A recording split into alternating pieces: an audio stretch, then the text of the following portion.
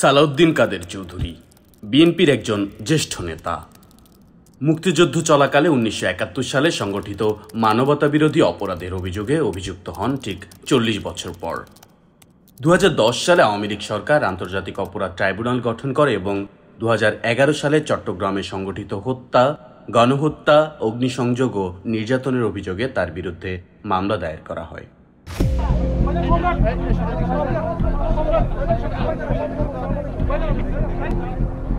Before the case began টিভিতে আর ইয়েতে অনেক ধরনের পিআর করছিল যে এরকম একটা কেস হবে। তখন আমার এখনো মনে আছে যে আই গট নার্ভাস যে আব্বার নাম কেন আসছে, কারণ আমরা কোনো সময় মানে আব্বাকে যে জড়াবে এইসব জিনিস এটা আমরা কোনো সময় ভাবতে পারিনি। তো এটা যখন টকশোতে যখন আসা শুরু করলো, আব্বার নাম আসা শুরু করলো, আই রিমেম্বার আব্বাকে আমি কয়েকবার জিজ্ঞেস করছি, উনি he did not take it seriously, একদম আনপ্রিপেয়ার্ড ছিল। His signature identity was সবকিছু মেনে নিব, কিন্তু ভিন্ন দেশের গোলামি আমরা সহ্য করব না। আমরা বুঝলাম যখন ট্রাইব্যুনালটা যখন গঠন হয়ে যায়, হঠাৎ করে আব্বার নাম ঢুকায় একটা বাস পুরানোর একটা কেসে। কি হয়, নর্মাল আইনে হয় যে prosecution must prove the case. এটা মানে পুরা জিনিসটা কিন্তু প্রসিকিউশনের উপরেই কিন্তু ভরটা থাকে, রেসপন্সিবিলিটি থাকে। কিন্তু আব্বার ফাইনাল জাজমেন্টে অ্যাপেলেট ডিভিশন থেকে বলেছে যে the defence must prove his alibi.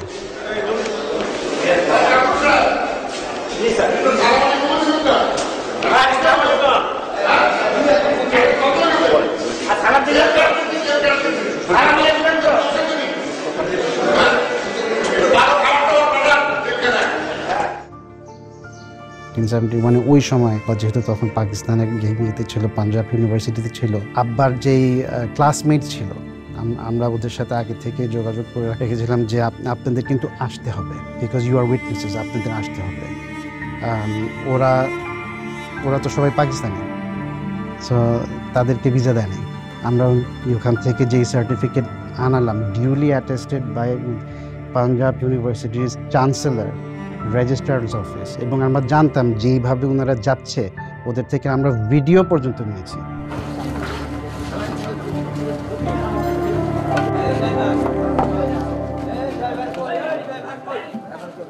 স্কাইপের বিষয়টা ইট ওয়াজ রিয়েলি শকিং। এই যে অ্যাপ্লিকেশনটা আমি দেখতেছি এখন, আমাকে অলরেডি মেসেজ দেওয়া হয়েছে আর কি এসএমএস এ, আজকে যেটা দুইটা অ্যাপ্লিকেশন আপনি পাইছেন এর জন্য। দুইটা ফরেনার সাক্ষী? হ্যাঁ দেব না। ওকে, এটা কিন্তু আপনি একটা লিখিত অর্ডার দিয়েন, তাহলে দেখি আমি পড়ে দেখি। আপনি পড়ছেন পুরোটা? আমি বিশেষ পড়েই নেই। ট্রাইব্যুনালের জাজরা ওরা কিন্তু কোনো কাজ করছে না, দে আর জাস্ট সিটিং দেয়ার, জাস্ট আমাদেরকে ঠাকানো। বেলজিয়ামে বসে একজন ভদ্রলোক, উনি সব ডিকটেশন দিচ্ছে কিভাবে করে ট্রায়ালগুলো জাজমেন্ট করা হবে, এবং শেষমেশে দেখা গেল যে জাজমেন্টগুলো বেলজিয়াম থেকে এসেছে। He was the man behind the whole thing. উনাকে বেসিকলি দায়িত্ব দেওয়া হয়েছিল যে জাজমেন্টগুলো টেনে এনে টু হ্যাং এভরিবডি। তো জাজমেন্টটা যখন আসলো আর যখন বলল যে you will be hanged by rope until you are dead, এটা যখন বলে আব্বা কিন্তু he said one thing, he said thank you. আমার ঢুকেই কিন্তু আব্বাকে দেখে ইন্না লিল্লাহি ওয়া ইন্না ইলাইহি রাজিউন, আব্বাকে দেখেই বলছে। আমার আব্বা আমার দিকে তাকায় বললো যে তোমার এই অবস্থা কেন? আমি কেন, কি হয়েছে? আমার চুল একেবারে গিয়ে দাড়ি টাড়ি।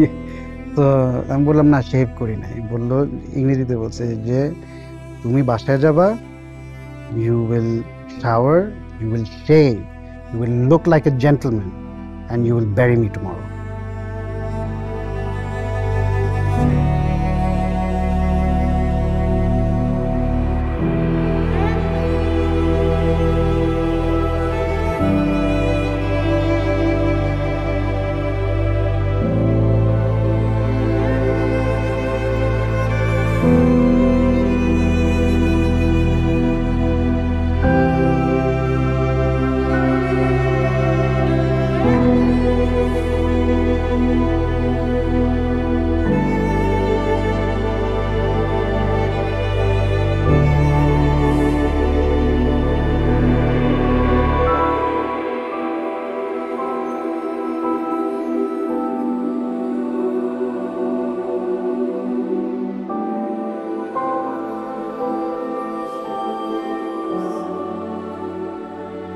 অবশেষে ২১ নভেম্বর রাতের শেষ প্রহরে পরিবারের সঙ্গে শেষবারের মতো সাক্ষাৎ করার পর ২২ নভেম্বর ২০১৫ সালের ভোরে ঢাকা সেন্ট্রাল জেলে তার মৃত্যুদণ্ড কার্যকর করা হয়।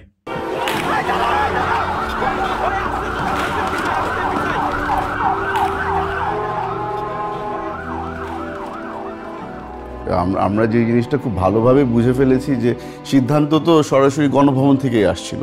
ওনার আদেশেই আব্বার থেকে লুকানো হলো যে তাকে আজকে রাত্রে হত্যা করা হবে। ওনার আদেশেই সিদ্ধান্ত নেওয়া হলো যে ওনাকে কোথায় দাফন করা হবে। আব্বার কিন্তু শেষ ইচ্ছাও পূরণ করা হয়নি।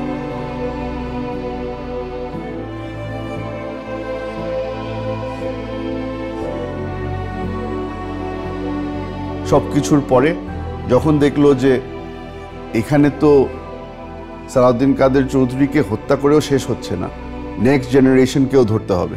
কারণ নেক্সট জেনারেশনের মধ্যে এখন আমাকে নিয়ে গেল, চেষ্টা করলো লিনিয়েজটা শেষ করে দেওয়ার জন্য।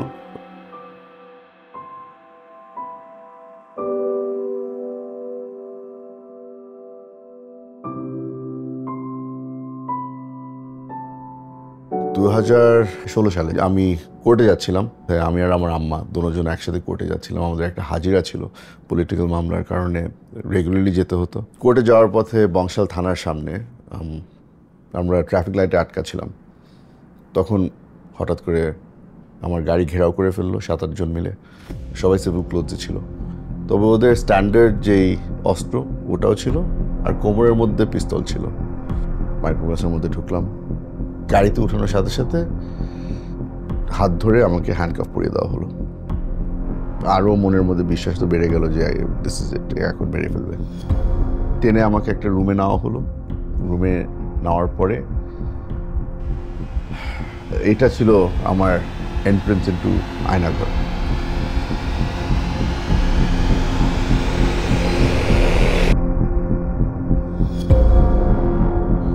ইন্টারোগেশন শুরু হলো। প্রথমে আমাকে জিজ্ঞেস করা হলো যে আমি সিআইএর সাথে কোনো যোগাযোগ আছে নাকি না।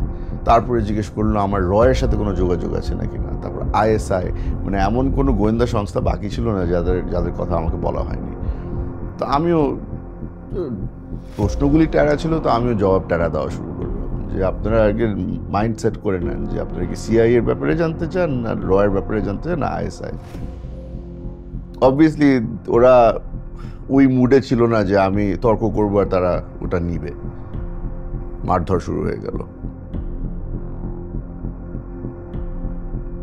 আবার উঠানো হলো, আবার বসানো হলো, আবার প্রশ্ন। আমি আবার আরো উত্তেজিত হয়ে যাচ্ছি। তখন আর একটু জোরে মার, হাতে মারছে, পিঠে মারছে। আমাকে দাঁড়া করালো, ওই যে কাপড় চেঞ্জ করেন। কাপড় চেঞ্জ করবো যে আমি পাঞ্জাবি খুললাম, পাঞ্জাবি খোলার পর বলছে না না আপনার সব কাপড় খুলতে হবে। আমি খাই তখন আমার বক্সেস পরা, ছবি তোলা শুরু করলো আমার। এর থেকে হিউমিলিয়েটিং কিছু আর হতে পারে না। আর তারাও ওখানে বলছে যে আরে আমরা তো খালি আপনার ভাইরাই আছে, অসুবিধা নেই। হাসাহাসি হচ্ছে, মানে আমার মেন্টালি আমাকে ব্রেকডাউন করার জন্য যা যা করার তারা সবই করেছে।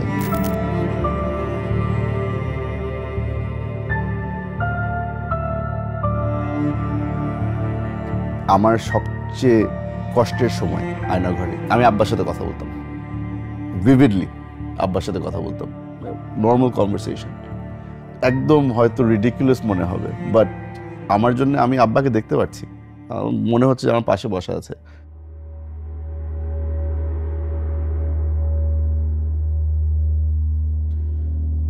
আমাকে হ্যান্ডকাফ পরানো হলো, ব্লাইন্ড ফোল্ড করা হলো, আর জম টুপি পরানো হলো। এই জম টুপি যখন আমাকে পরানো হলো, আমার মনে হয় না আমার লাইফে আর এই ধরনের সিচুয়েশন কোনো সময় হবে যে মনে হবে যে আমি আসলে আমি দোজকে পৌঁছে গিয়েছি। কারণ জম টুপি থেকে রক্তের গন্ধ আসছিল, ঘাম আর রক্ত, তো একটা মেটালিক একটা স্মেল থাকে। তো এই জিনিসটা প্রত্যেক দিন যতবার বাথরুমে যেতে হবে এই জিনিসটা আমার ফেস করতে হতো।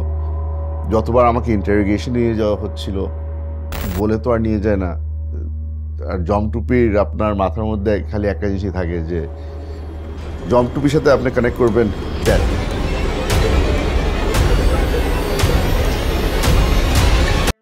আমার এখনো মনে আছে প্রায় 1.5 মাস হয়ে গিয়েছিল কেউ আমার সাথে কথা বলেনি।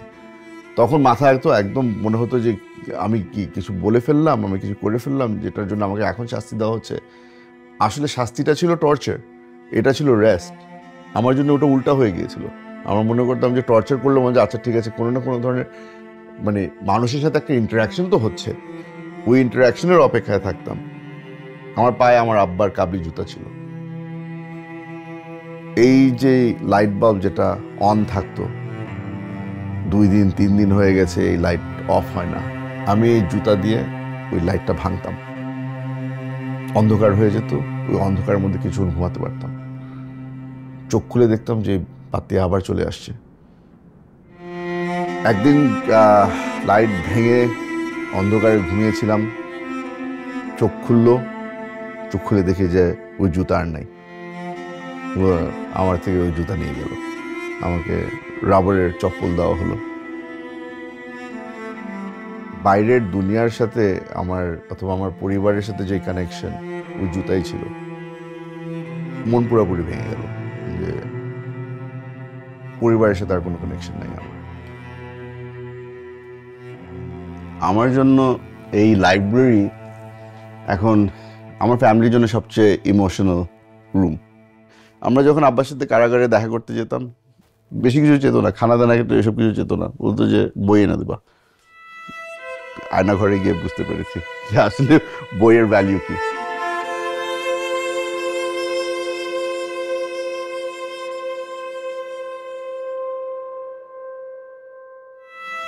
কিছু জানতাম না, কিছু বুঝতাম না। হঠাৎ করে দেখি সেলের ভিতরে লোকজন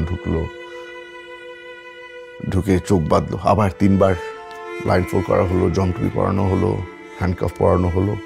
কিন্তু প্রথমবারের মতো দেখলাম যে কে জানি আমার পা নিয়ে টানাটানি করছে। আমার ওই রাবারের স্যান্ডেল খুলে ফেলা হলো আর আব্বার জুতা পরিয়ে দেওয়া হলো। তখন বুঝলাম যে আচ্ছা এখান থেকে বাইরে নিয়ে যাবে। গাড়িতে উঠানো হলো, আবার 2 সাইডে 2 লোক। তো একজন আবার কোমরের মধ্যে অস্ত্র ধরলো। সামনে যে লোক সে হাসাহাসি করছিল আর সে বলল যে কি ভয় লাগে? আমি প্রিপেয়ার্ড ছিলাম, না ভয় লাগে না। কেন? মেরে ফেললে আব্বার সাথে দেখা হবে, ছেড়ে দিলে আম্মার সাথে দেখা হবে, কেউ না কেউ অপেক্ষায় আছে। তো সে আবার হাসলো, হেসে পিছনের লোকে বলছে স্যার বলছিলাম না টাইগার টাইগার।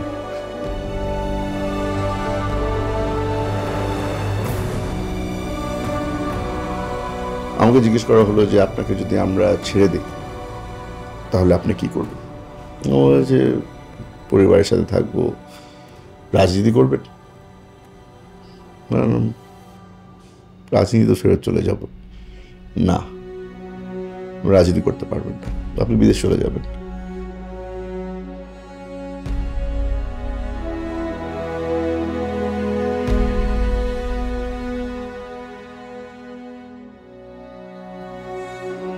ট্রমা কেমনে করে একটা মানুষকে দুর্বল করে ফেলে, কেমনে একটা মানুষকে ভেঙে ফেলে, ওটা আগে বুঝতাম না, এখন বুঝি।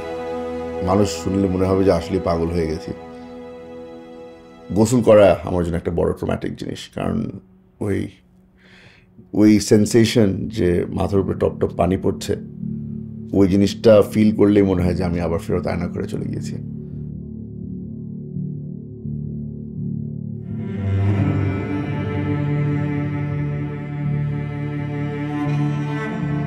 আমার সাথে আব্বার এটা লাস্ট ছবি, কারণ আব্বাকে হত্যা করার আগে মাসখানেক আগে আমরা যখন লাস্ট দেখা করতে যাই তো তখন কিছু ছবি তোলার সুযোগ হয়। লাস্ট কিছু আমরা ছবি তুলি।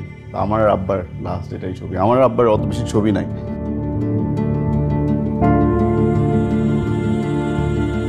আমার ওয়াইফ, অনেকজন তাকে এসে জিজ্ঞেস করেছিল আমার পরে শুনতে পেলাম অনেকজন বলছে কিসের অপেক্ষায় আছো, তোকে তো মেরে ফেলছে। কিসের অপেক্ষায় আছো, 5 মাস হয়ে গেছে, তোকে তো মেরে ফেলছে। বাট এখন বিশ্বাস করি যে দুনিয়ার যে সোলমেট বলে একটা জিনিস আছে না, কারণ ওর মন মানতো না, ও যে এখনো আছে, যতই বলুক না কেন, যেই বলুক না কেন ওকে মেরে ফেলছে, বলতো যে আছে আর আসবে। অপেক্ষা করেছে 7 মাস আমার জন্য।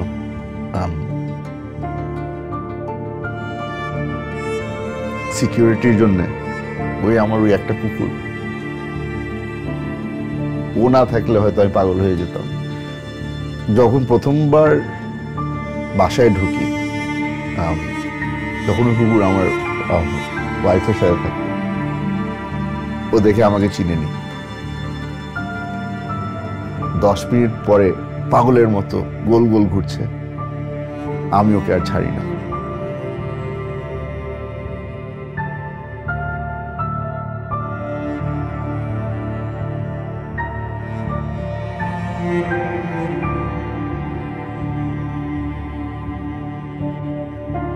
ভয় লাগতো যখন দরজায় কোনো বেল বাজতো বা কেউ আসতো, ও সঙ্গে সঙ্গে দাঁড়িয়ে যেত, দরজার পাশে গিয়ে দাঁড়িয়ে থাকতো আমাকে গার্ড করার জন্যে।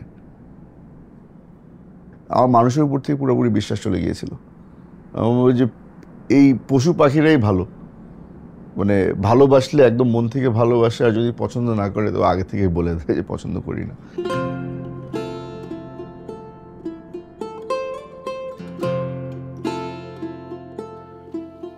আমরা সকলেই একটা স্বপ্ন দেখেছিলাম যখন আমরা আয়নার ঘরে ছিলাম, বুলডোজারের সিটে বসে এই বিল্ডিংগুলোকে কিভাবে করে আমরা ভাঙবো, অন্যরা ভাঙবে না, আমরা ভাঙবো, যারা সার্ভাইভ করেছে এই টর্চার। কারণ এটাই হচ্ছে কি আসল কন্ট্রোল আমাদের জন্য, আমাদের রিকভারি হবে এটা থেকে। আশা করব যে এখন মানুষের মধ্যে ওই সাহসটা চলে আসবে যে আমরা এই জেন জি এদের থেকে যে শিক্ষাটা নিতে পারি যে প্রতিবাদ করো, সাহস দেখাও, দরকার পড়লে মাঠে নেন, দরকার পড়লে জান দাও, কিন্তু প্রতিবাদ করো। হুমাম কাদের চৌধুরী, বিএনপির এক তরুণ ও নির্ভীক কণ্ঠস্বর। একসময় হারিয়ে গিয়েছিলেন 7 মাসের ঘুমের অন্ধকারে। 2017 সালে ফিরে আসলেও তিনি আর আগের মতো ছিলেন না। নীরব, ক্লান্ত, আয়নাঘরের দাগে চিহ্নিত সেই গোপন সেলে যেখানে আলো ছিল অনন্ত আর নিঃসঙ্গতা ছিল অসহনীয়, তবু তিনি ভাঙেননি। 2024 সালে রাজনৈতিক পরিবর্তনের হাওয়ায় তিনি আবারও খুঁজে পান নিজের কণ্ঠ। গুম, বন্দিত্ব আর ছিনিয়ে নেওয়া স্বাধীনতার কথা বলতে শুরু করেন। আজ তিনি রাজনীতিতে দৃঢ়ভাবে দাঁড়িয়ে আছেন, এগিয়ে নিচ্ছেন তার পিতার উত্তরাধিকার। অতীতের ছায়ায় আবৃত হলেও সেই অভিজ্ঞতা তাকে করেছে আরো শক্তিশালী। হুমাম এখন এক নতুন আশার প্রতীক, একটি বাংলাদেশ যেখানে থাকবে না ভয়, থাকবে না ফ্যাসিবাদ।